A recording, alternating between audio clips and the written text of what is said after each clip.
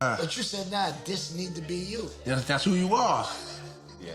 Come on, Slime. You laugh like that? Nah, not like that, Slime. Come on. I ain't Write the book and said N.O.R.E. somebody. N.O.R.E. didn't mind that. He didn't mind that. N.O.R.E. my mistake. N.O.R.E. was like, how come I tell people like when no one cares, but when Prodigy said it. What you mean, how you a mistake?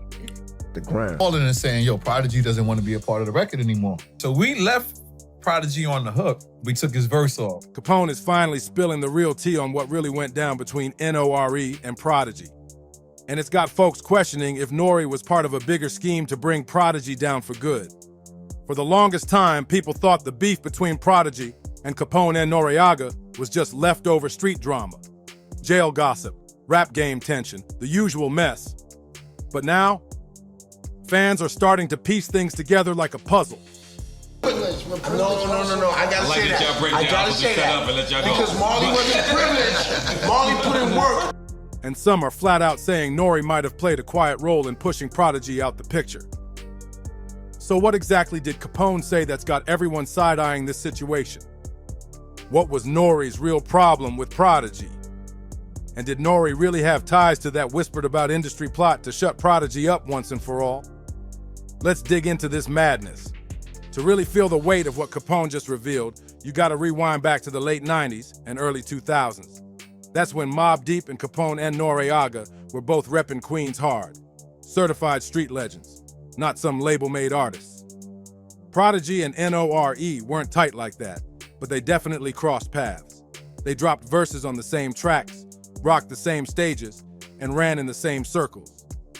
There was respect, at least it looked that way on the outside, but the energy shifted, and fast. Jumped to 2011, and boom, the whole vibe exploded when Prodigy dropped his tell-all autobiography, My Infamous Life. I didn't know nothing about the crime. I wasn't Killer's co-defendant. I wasn't there when the crime happened. I ain't speak to him after. I ain't speak to nobody after. But I gave a fake statement. Hey, it happens. But I didn't put nothing in there to incriminate nobody. But at the end of the day, when it came time to go to trial, they try to use that shit. Like I gave a statement. But go ahead, it's a lie. I don't care. Because Prodigy tried to say, oh, he gotta, what he say? He gotta take it up with himself or something. Some fun like that. I'm like, my man, I'm a G. Let me tell you something. I bust my gun to the fullest in the hood, man. I did my crimes. I went up north. So in that time, when all that's supposed to happen, right after that happened, I came right back to the hood. I didn't go nowhere to hide. I didn't dip from nobody. I was in your face. I was in everybody's face. Nobody had nothing to say. Killer came home. He seen me numerous times in the street. We kicked it. Me and Hav kicked it. Everything. The who say I snitched on was in the streets with me. With me, man. With me. Like it's not a mystery that he was in the streets with me. Then when I go to jail, he goes and runs with the I was with before I went to jail. So come on, I can't be that much of a snitch, B, because had ample time to say anything they wanted, to do anything they wanted. This 17 years later, my dude. Now come find out you drop a book. You want to mention that? Yeah, everybody told me that to my face 20 years, 15 years ago. You could have told me that anyway. You could have tried to dead my career. But don't wait till now when you drop a book to try to glorify your life. Like it's all that crazy, like I'm just a snitch. I did my bid. I didn't do a bid just for holding my... I never got punched in my face while having a gun on me. That book wasn't just another celeb memoir. It was a straight-up bombshell. Prodigy name-dropped people without holding back, and one of those names was Capone. According to Prodigy, Capone actually testified in a case tied to Havoc's brother, Killer Black. That right there, that shook the game and opened a whole new can of questions. Whether it was true or not, just putting that kind of claim in black and white set the streets on fire. Capone was heated. He hit interviews daring Prodigy to call him a snitch to his face. But Prodigy's fans... And we were talking about his book. He has his autobiography out right now. Right. And he definitely kept it real about everything from his point of view. He did a lot of dry snitching, though. From everything that happened. He talked about people getting shot, people shooting, yeah, he people definitely fighting. did. He said it, and you, I like the way you put it, you dry snitch ass. I like you. They weren't letting that slide. They started pressing hard, demanding to know why Capone would even step foot in court or say anything at all if he had nothing to do with the case. And just when things were getting loud, N.O.R.E. jumped into the mix too. He co-signed what Charlemagne said, basically accusing Prodigy of dry snitching. N.O.R.E. said, "I like the way you put it," when Charlemagne called out Prodigy.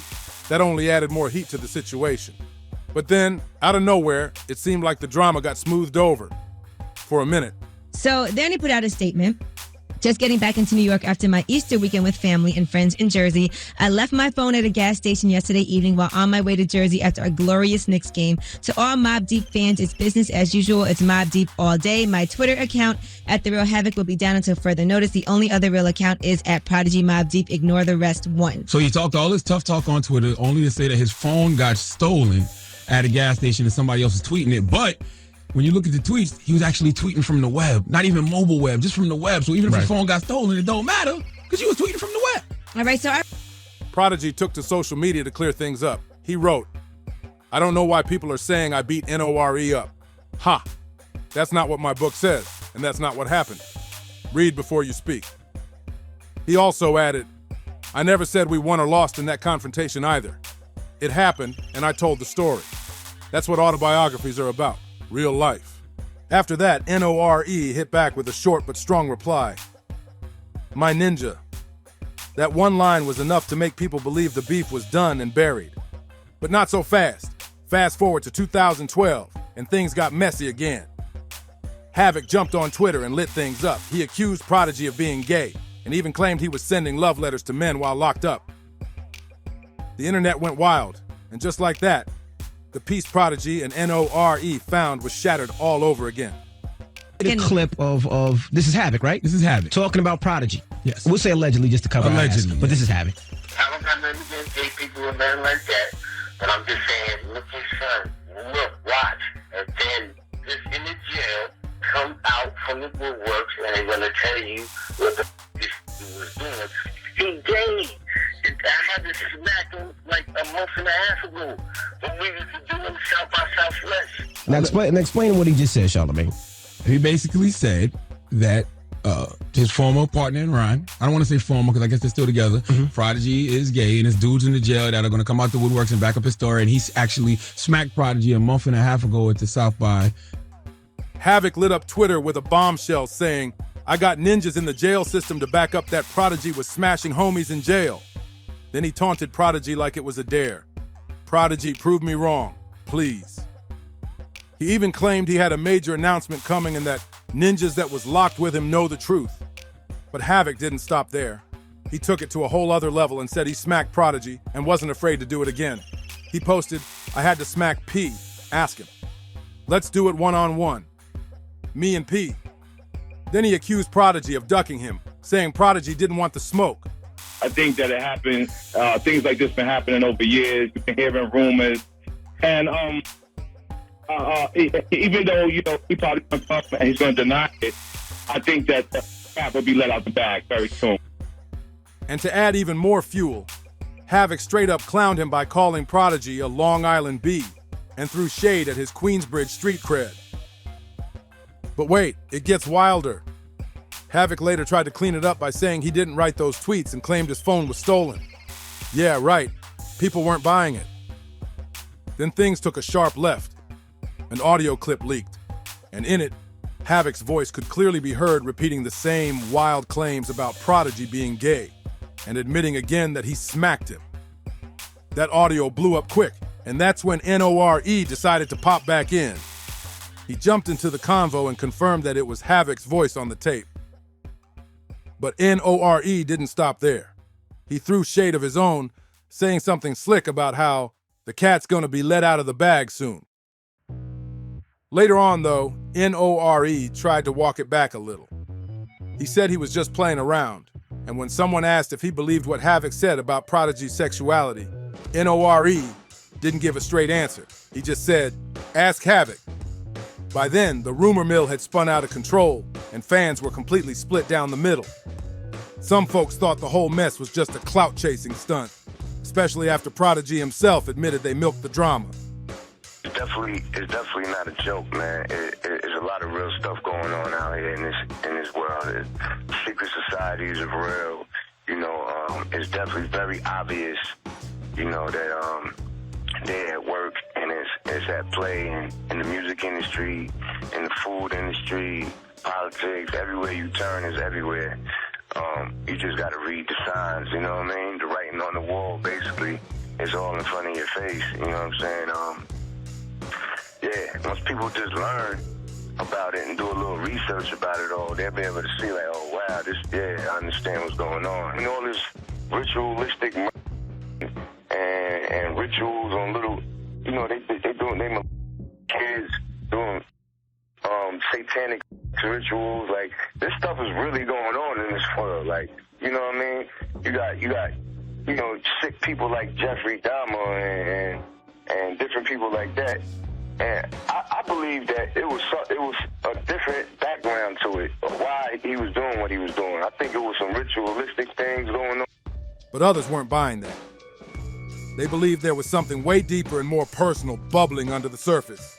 Now fast forward to today, and it looks like cracks might be forming between Capone and N.O.R.E. too. Word on the street is that Capone's been keeping his distance. He ain't reaching out like he used to, and insiders close to their circle say the energy is off. Allegedly, Capone's been telling people behind closed doors that he doesn't vibe with the way N.O.R.E. moves in the industry anymore, or the types of people he's surrounding himself with. And here's where it gets real interesting. You can't forget that Prodigy spent years going hard on the industry. I was inside, locked in a prison. I wanted to show them that I still had no fear in my heart, about speaking my mind and letting people know what time it is. There's no reason for me to fear because it's really nothing. There's nothing they can do besides and I'm not afraid of that. He was one of the only rappers out there speaking boldly about the shady stuff behind the scenes. He called out the music biz, the prison system, government corruption, even secret societies and the Illuminati. He wasn't holding back at all. Prodigy said flat out that he wasn't scared to die if that's what it took to expose the truth. He believed something dark was happening behind those studio walls, and he talked about crimes that most people wouldn't dare mention. Then boom, 2017 hits, and Prodigy dies under super sketchy circumstances. They claimed he choked on an egg in a hospital bed, but fans weren't buying that story, especially since he was in the middle of working on a musical about the Illuminati when it happened. Naturally, that had people asking questions. The timing just didn't sit right with fans. But when N.O.R.E. was asked about it during a recent interview with Havoc, he brushed it off like it was nothing, called the whole thing just another conspiracy theory. It felt like N.O.R.E. was trying to get Havoc to just go along with him and label everything as some wild conspiracy theory just to shut it down. Now, some folks think N.O.R.E. was just protecting his industry ties, but others, they believe he might have been doing straight-up damage control. Now, I'm sorry to start with you with such a harsh question, but a lot of people, when they look at Prodigy's death, right, there's a lot of conspiracy theories that floats around that death. People actually say that it was an eggshell.